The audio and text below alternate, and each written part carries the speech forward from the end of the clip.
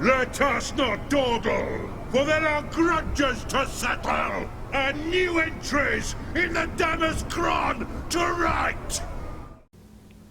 Howdy, howdy, Sudella here, and welcome to a game with the Dwarfs versus the Greenskins, featuring zachbsain, and I love this style of build, and I have a few games coming up with zachbsain versus a Greenskin as he develops this build, and I really want to go over it, and the idea we've seen sort of these ultra elite Dowie armies before, Shetland Apaches. We had a game with Shetland Apache versus the Lizardmen, which I really liked, and I have my own ultra elite build with versus the Vampire Counts.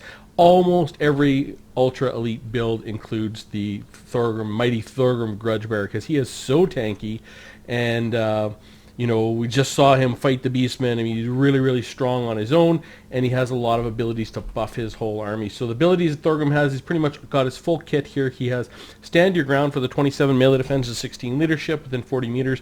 Oath of Vengeance, minus 27 melee defense for 44 seconds. It is a strong hex, and it resets every 60, so it's 200 meters too. Very good. He does have Foe Seeker, the 24% speed. It's the Vigor you want, the 18% Vigor though. And he does have the Great Book of Grudges, and you look how big that buff radius is. It's just massive, very strong. And he does have High King, and High King is protection against him getting sniped out. That's the whole idea of why you bring High King. It's sort of like a 200 gold protection from getting sniped out. Along with him, of course, he has a Runesmith, and this Runesmith has almost his full kit, very close. He does have the Hammer of Carrick Draws. Basically, minus 44 melee attack, minus 25% weapon damage for 50 seconds, 50 seconds. That is very strong. It's going to shut down one unit of something for 50 seconds, and every once in a while you can get it twice. It has to charge in melee, so your Runesmith has to fight to get it to recharge, but you're going to get one, and it is very valuable. Rune of Negation, 22% damage resistant. He has the Rune of Wrath and Rune, which 4 uses of that slows things down and does damage, and he also has the Forge Fire, the 10% armor piercing damage, which is worth it. I mean, if you're really looking at the units that you bring along with it, which is the hammers, the Peak Gate Guard, and another group of hammers. He does also have the Grumbling Guard. With as far as support goes, he has the Norgelming's Ironbreakers, who are really they are the strongest Dowie infantry in the game. And to back that all up, he does have some Ironbreakers back here. He does have a very small back line, but capable with Bugman's Rangers and Trollhammer Torpedoes. Now, for the Greenskin build in Vanguard, he has some nasty... Is that Vanguard? Yeah, it has to be Vanguard. Nasty Skulkers up here. Way over here, he has some Night Goblin Squig Hoppers. Covering the field over here, he has some more Nasty Skulkers. Up front here, he has some Night Goblins, and these of course have silver shields, so they're actually quite defensive. And they have, these are the Warlords boys. Is that what they are? The 8-peak loonies. And for the rest of his army, he does have some Night Goblin Squig Hoppers here. And this is interesting. On foot, he has Grimgor Ironhide. So he wants to take Grimgor, get him in the fight, and that way you can recharge Wa very quickly, because that Wa is 24% speed, which a lot of people forget. That 24% speed ain't nothing. 18% charge bonus and plus 20 melee attack for 30 seconds for the entire army, and it only recharges when you're in melee. And he has Stand Your Ground, 27 melee defense and 16 leadership, and he encourages things around it.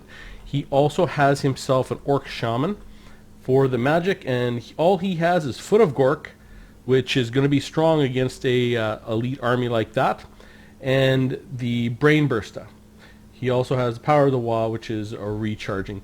For his front line, he just has some goblins, really to get up there and take some shots, and then he's got some Black Orcs. I think he's got 4 of these. 1, 2, 3, 4.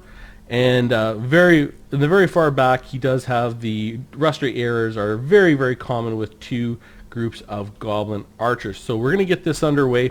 The idea of these builds is you want to get in there and get fighting something as soon as you can.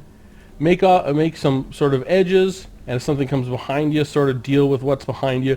But you really want to get going And I think these really elite Dowie builds are why you're seeing more Greenskins bring their artillery, which is their Goblin Rock Lobbers and are really, really good, but the Doom Diver catapults are excellent. So you're seeing a lot more of those. So he's going to get some early shots, and this is one of the things that I like about zachbsain, and you can learn from it if you're learning, is he's okay to shoot into the Goblins. Yeah, they have silver shields, but he's going to get free damage on them. He's basically going to get this unit for free. It's rare that your units run out of ammo. I mean, it does happen, but he's going to let the Trollhammer torpedo shoot. And from behind here, we do have some Night Goblin Squig Hoppers. He's just preparing. Once he gets some more shots in, he's got the Nurgleman's Ironbreakers going, and right before they actually even get in, these guys are going to rout. These guys are attacking in the back. The Grumbling Guard do have charge defense against large, and Night Goblin Squig Hoppers are large. He's got these Ironbreakers going. These 8-peak loonies get a wonderful cast of their loonies up here. Go right through these hammers, and they do very, very good. In the back here, these Night Goblin Squig Hoppers have the Rune of Wrath and Rune to slow them down to get them to go. These nasty Skulkers are coming in from behind, and here comes the Wah. In comes Grimgor. He's going to try and get in here and fight, and you can see he's got the Wah going, but we got the Rune of Negation, and down comes Thorgrim. He's going to come. He's got Stand Your Ground, Foe Seeker, Rune of Negation. He wants to get in here, and here comes a boom, huge foot of Gork right on the Iron Drakes. And you can see this Greenskin player is focusing on the Iron Drakes and the Bugman's Rangers.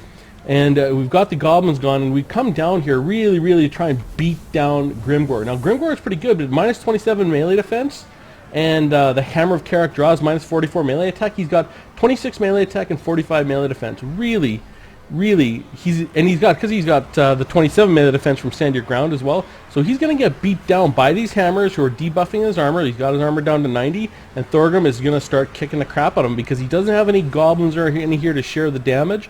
He's just going to start getting the crap beat out of him. You can see here, boom. He's getting ready to rout, so he's like, get the heck out of Dodge, get some other units in. He does have 2 Black Orcs in here.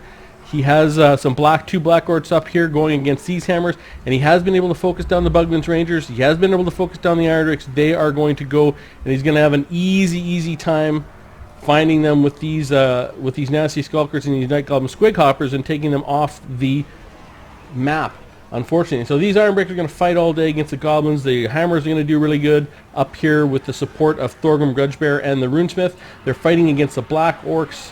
And some Goblins are sort of getting stuck in there, and these Nurgleman's Ironbreakers are sort of coming down to sort of support in this front line. It's just, this is exactly what he wants. It's very, very tight engagement in general. He's not really happy about this. Nothing you're going to do. These guys are going to rout, and they're going to be chased right off. These hammers have now routed. They're going to be chased off, so now the blob is right here, and that's just fine. You got all your buffs, you got all your defensive buffs. You are taking some damage here, but he's going to be able to get some of his other buffs up, and he's going to be able to manage these Black Orcs. He's got that Oath of Vengeance minus 27 melee attack. They have 0 melee defense, so these guys are going to get beat down. These Black Orcs have been able to come in from that front side. Grimgor is staying out. Another huge foot of Gork comes right on that Peak Gate Guard. We've got Stand Your Ground with the plus 16 leadership and the 27 melee defense, making everything very, very strong right in this gap. And in comes these nasty Skulkers who are very good in the matchup, and the Black Orcs are fighting in there. Here comes Grimgor. He's going to try and get in here and fight again.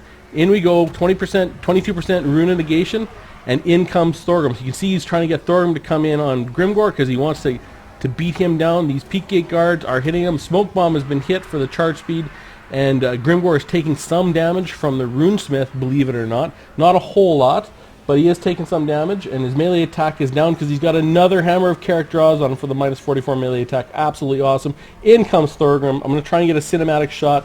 It's really, really hard with the lighting, but Thorgrim's coming in, trying to beat down Grimgor, and Grimgor is getting the heck out of Dodge once again. He just can't stay in that fight, which is huge because his Wah is not recharging.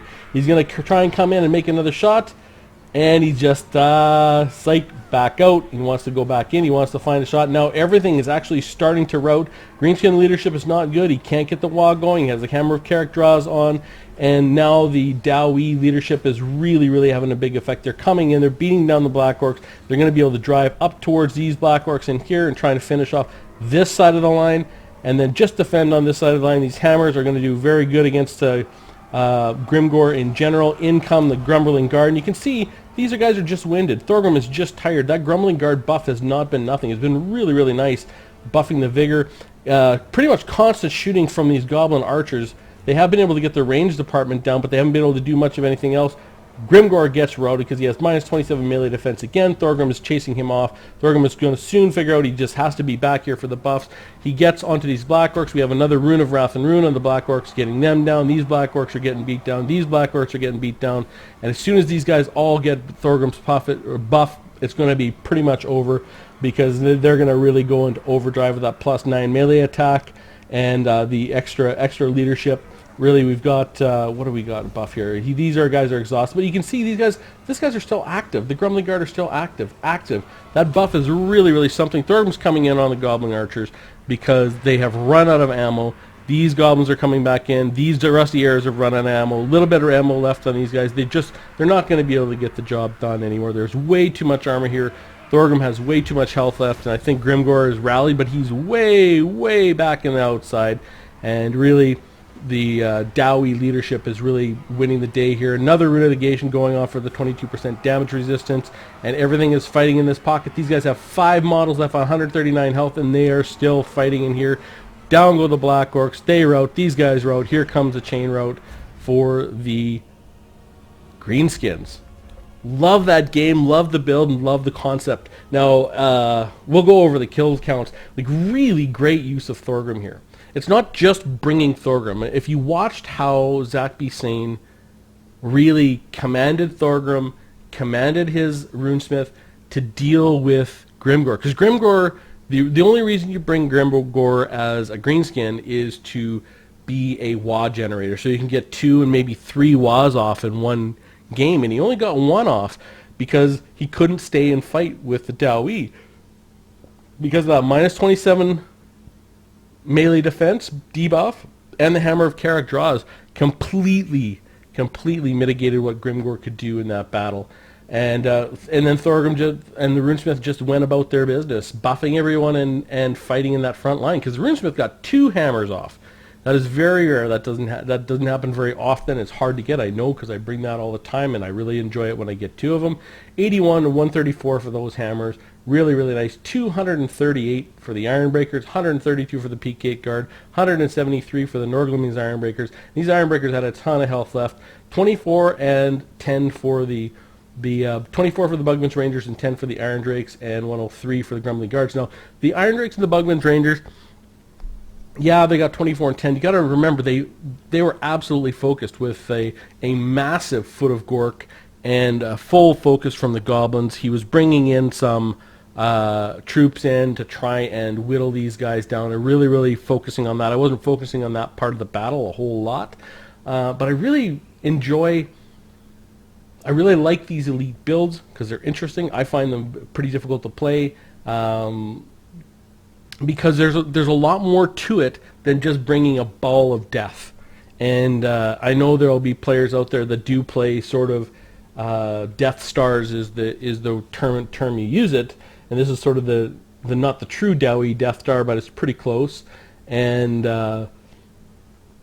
other players do. It's not just getting all your best units and buff units and putting them all in a pile. I mean, you still got to play within that fight. And I really highlighted Thorgrim because there was, like, I watched this game a few times because I really wanted to see what was the biggest strength of this game, because this army is no joke. 4 Black Orcs are no joke. Grimgor Ironhide can wreck Dowie leadership. Like, he can wreck Runesmith. I mean, he can wreck Thorgrim. He's really, really good. But the way that he was handled was Thorgrim and the Runesmith were always amongst hammerers and other units to help mitigate some of that damage. When it comes to splash attacks, they were only getting maybe some part of that, and they really did a great job with Thorgrim Grudgebearer through that whole fight, which I really, really liked. And I think that's something to highlight. And this interesting way to play the Dowie. It's a viable way to play the Dowie in a number of matchups. Of course, not all of them, but you're seeing with these really dense Dowie builds, you're seeing a lot more Greenskins bringing those Doom Diver catapults, because those Doom Diver catapults are no joke. They're very, very good.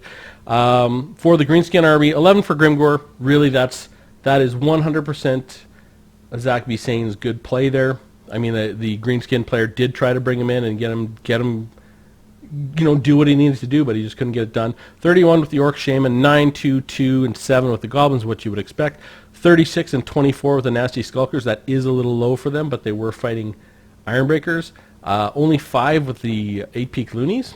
14, 43, 69, and 23 with the Black Orcs. That is all buffing Ironbreakers and being killed fast by Hammerers. So very, very good there for the Dowie army. 28, 31, and 35 with the Goblin Archers. Really, that's all the Bugman's Rangers and the Iron Drakes, and then picking off the Hammerers and the Peak Gate Guard. And 6 and 19 with the Night Goblin Squig Hoppers. So anyways, I would love to hear from you down below. I always ask for comments because I really enjoy comments. And, especially on this type of build, we've seen different styles of Elite Dowie builds on the channel before. And this is sort of a new style to the channel where, there's no artillery here and there's no gyrocopters. So it is vulnerable on ladder to being kited. It is what it is.